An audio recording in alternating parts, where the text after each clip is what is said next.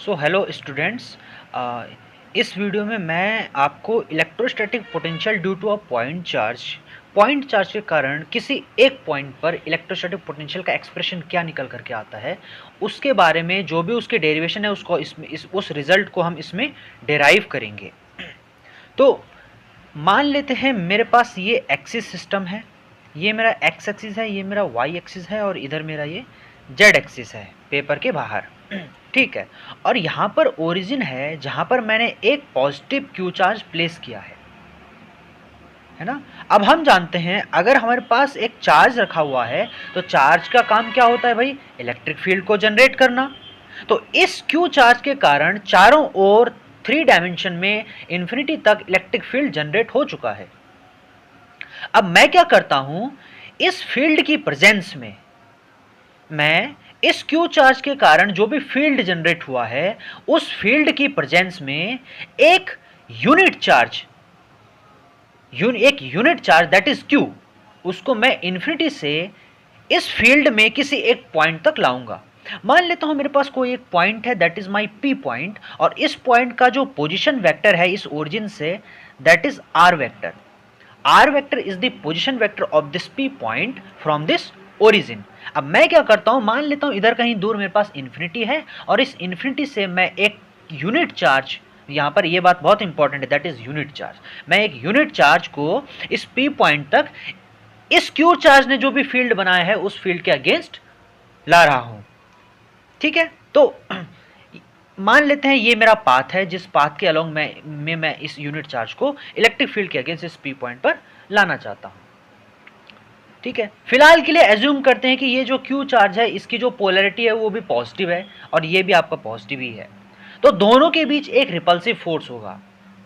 या फिर मैं ऐसा कहूं कि ये जो क्यू चार्ज है मेरा ओरिजिन पर जो रखा हुआ है ये क्या करेगा, इस क्यू चार्ज के ऊपर एक रिपल्सिव फोर्स लगाएगा जिसको हम इलेक्ट्रोस्टैटिक फोर्स बोलते हैं, जिसकी डायरेक्शन कुछ मान लेते, अगर ये चार्ज रखा है मेरा तो इलेक्ट्रोस्टैटिक फोर्स की डायरेक्शन यानी ये जो है इस चार्ज पर इस डायरेक्शन में एक इलेक्ट्रोस्टैटिक फोर्स अप्लाई करेगा that is F electrostatic.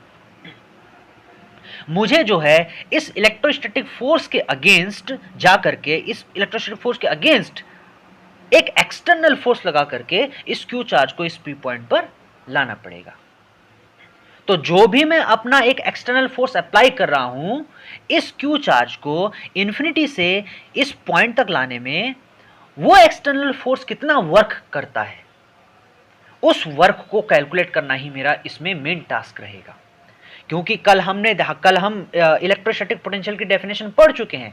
Electrostatic potential क्या होता है भाई किसी एक यूनिट चार्ज को इंफिनिटी से इलेक्ट्रिक फील्ड के अगेंस्ट किसी एक पॉइंट तक लाने में जो भी एक्सटर्नल एजेंसी के द्वारा वर्क किया जाता है उसको हम बोलते हैं इलेक्ट्रोस्टैटिक पोटेंशियल। तो हम इस यूनिट चार्ज को इंफिनिटी से इस पी पॉइंट तक ला रहे हैं तो हमें कितना वर्क करना पड़ेगा उसको हम यहां से कैलकुलेट कर सकते हैं। ठीक है ना, तो मुझे इस इलेक्ट्रोस्टैटिक फोर्स के अगेंस्ट जाकर के इस डायरेक्शन में एक एक्सटर्नल फोर्स अप्लाई करना पड़ेगा जिसको मैं एफ एक्सटर्नल नाम दूंगा, जो कि कुछ ऐसा होगा। अच्छा, इन दोनों के बीच क्या रिलेशन होगा भाई मुझे जो एक्सटर्नल फोर्स अप्लाई करना है उसकी वैल्यू जस्ट इसके बराबर होनी चाहिए, तभी ये क्यू चार्ज मेरा इस इंफिनिटी से इस पॉइंट तक आ पाएगा। और साथ ही साथ यहाँ पर डायरेक्शन में भी मुझे नजर आ रहा है कि जो एक्सटर्नल फोर्स की जो डायरेक्शन है वो जस्ट अपोजिट है इलेक्ट्रोस्टैटिक फोर्स की डायरेक्शन के। यानी मैं लिख सकता हूं कि जो मेरा एफ एक्सटर्नल है वो बराबर है माइनस एफ इलेक्ट्रोस्टैटिक के। मैग्नीट्यूड दोनों का सेम है बट डायरेक्शन दोनों की अपोजिट है। ठीक है भाई, now let us calculate the work done by this external force in bringing this unit charge from infinity to this point P. तो इनिशियली मैं जो है इस क्यू चार्ज को छोटा इस डायरेक्शन में हल्का सा डिस्प्लेस करता हूं। ठीक है, दैट इज दिस डिस्टेंस, मैं इस छोटी सी डिस्टेंस तक इस क्यू चार्ज को यहां से इस पॉइंट तक डिस्प्लेस कर रहा हूं। तो ये जो डिस्प्लेसमेंट होगा इसको मैं डी आर नाम दे रहा हूं। ठीक है, तो जब हम छोटी डिस्टेंस तक इस क्यू चार्ज को डिस्प्लेस करा रहे हैं तो हमें वर्क भी हमें बहुत कम करना पड़ेगा। तो वर्क कितना करना पड़ेगा इस केस में हमें छोटा सा वर्क करना पड़ेगा, और छोटे से वर्क को दिखाने के लिए हम सिंबल का यूज करते हैं that is my D W. D W means D W is my small work. D W मेरा एक स्मॉल वर्क है जो कि एक्सटर्नल फोर्स के द्वारा किया गया इस क्यू चार्ज को इंफिनिटी से इस छोटी सी डिस्टेंस तक लाने में। तो इस वर्क की वैल्यू क्या होगी भाई? भाई d W is equal to, भाई फोर्स कौन सा आएगा? एक्सटर्नल फोर्स जिसने वर्क किया, तो F external vector sign dot कितना डिस्प्लेसमेंट हुआ भाई? डी आर वेक्टर आपका। अच्छा यहां देखिए, यहां एक्सटर्नल फोर्स की डायरेक्शन है इस तरफ, इस चार्ज पर जो एक्सटर्नल फोर्स लग रहा है इस तरफ लग रहा है, और इसका डिस्प्लेसमेंट भी इसी डायरेक्शन में हुआ, तो दोनों वेक्टर्स के बीच का एंगल कितना है? 0 डिग्री। तो यहां पर जब मैं डॉट प्रोडक्ट को ओपन करूंगा तो मेरे पास भाई ये F external D R cos theta की फॉर्म में खुलेगा, तो यहां पर थीटा कितना आएगा मेरा? 0 डिग्री। कुछ ऐसा देखिए, इसको मैं जब मैं ओपन करूंगा डॉट प्रोडक्ट को, तो ये मेरा आएगा F external D R cos theta, और since theta is equal to 0 degree, क्योंकि एक्सटर्नल फोर्स की डायरेक्शन इसी तरफ है और D R that is displacement vector उसकी डायरेक्शन भी इसी तरफ है, तो एंगल कितना है दोनों के बीच? 0 है। तो यहां पर जब मैं cos 0 पुट करता हूं तो उसकी वैल्यू जस्ट 1 आ जाएगी, तो मेरे पास जो डी डब्ल्यू बनेगा, तो d W is equal to F external D r just, ठीक है। अच्छा मुझे तो इस क्यू चार्ज को इन्फिनिटी से पी पॉइंट तक लाना है ना, यानी मुझे इतनी डिस्टेंस कवर करनी है पूरी, ठीक है। तो मुझे इस केस में मुझे ज़्यादा वर्क करना, मुझे इस केस में मुझे ज़्यादा वर्क करना पड़ेगा, है ना। तो अब हम क्या करेंगे, अब हमें अगर हमें टोटल वर्क डन निकालना है इस क्यू चार्ज को इन्फिनिटी से इस पी पॉइंट तक लाने में, तो हमें दोनों तरफ इंटीग्रेट करना पड़ेगा। तो यहां हम इंटीग्रेशन का साइन लगा देते हैं, integration d W is equal to integration. अच्छा इंटीग्रेशन की लिमिट क्या आएगी भाई? इस केस में वेरिएबल कौन है? इस केस में वेरिएबल मेरा डिस्टेंस है, तो इस केस में जो इंटीग्रेशन की जो लिमिट होगी वो भाई कहां से कहां तक होगी? भाई कहां से ला रहा हूं मैं अपने चार्ज को? इन्फिनिटी से, और कहां तक? इस पी पॉइंट तक। अच्छा ये पी पॉइंट ओरिजिन से आर डिस्टेंस दूर है ना, आर वेक्टर इसका पोजिशन वेक्टर था, तो इसका मैग्नीट्यूड कितना आएगा? Just r.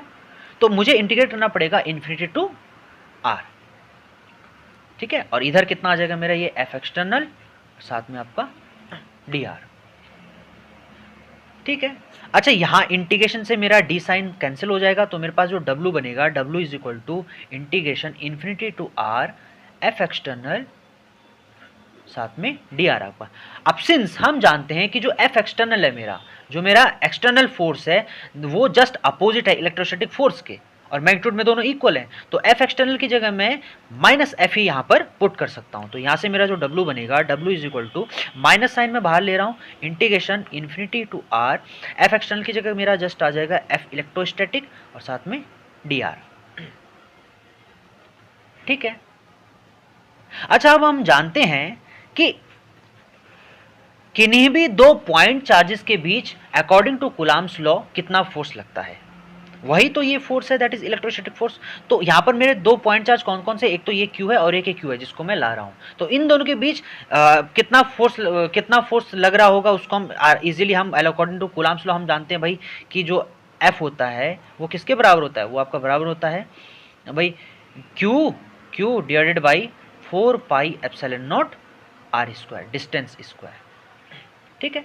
तो इस वैल्यू को मैं जस्ट यहाँ पर FE की जगह पुट कर दूंगा, तो वहां से मेरे पास क्या रिजल्ट निकल करके आएगा? वहां से मेरे पास आएगा भाई W is equal to minus integration infinity to R Q, that is my जो ओरिजिन पर जो चार्ज रखा दैट इज Q, और Q that is my unit charge, divided by इधर आपका बनेगा 4 पाई एप्सिलॉन नॉट और डिस्टेंस का स्क्वायर, और साथ में इधर आपका dr।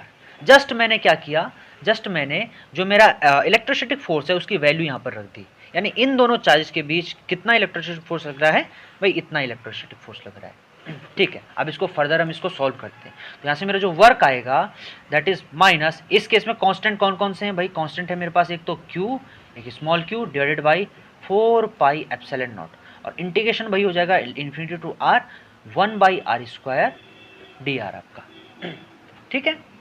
अच्छा इसको सॉल्व करते हैं, कितना बनेगा ये? यहाँ से W is equal to minus Q divided by 4 pi epsilon naught, इसको जब हम इंटीग्रेट करेंगे तो ये मेरे पास आएगा माइनस का 1 बाई R और इन्फिनिटी टू R आपका। तो यहाँ से W is equal to minus Q small q divided by 4 pi epsilon naught, integration की लिमिट रखते तो माइनस 1 बाई R, और ये आपका बनेगा minus minus plus 1 by infinity. अब 1 बाई इन्फिनिटी तो आपका 0 होता है, तो यहाँ से मेरे पास आंसर आ जाएगा W is equal to capital Q small q divided by 4 pi epsilon naught R।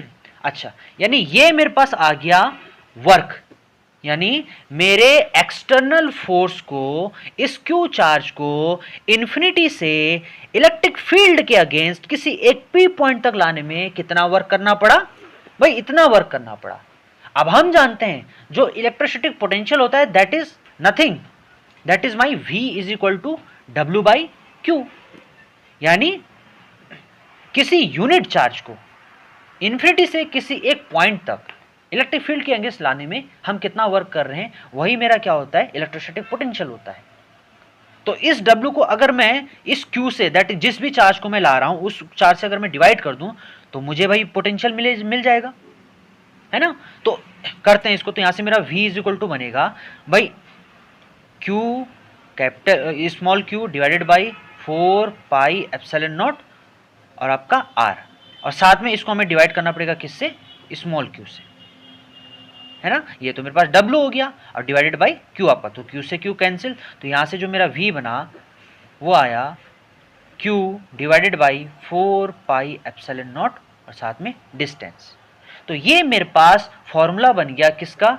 भाई अगर मुझे इलेक्ट्रोस्टैटिक पोटेंशियल निकालना है किसी एक पॉइंट चार्ज के कारण किसी एक पॉइंट पर, है ना, तो इस कैपिटल Q चार्ज के कारण इस P पॉइंट पर जो पोटेंशियल की वैल्यू आई, जो पॉइंट की मेरा R डिस्टेंस दूर था, वो वैल्यू जस्ट ये है मेरी। ये क्या है मेरे पास?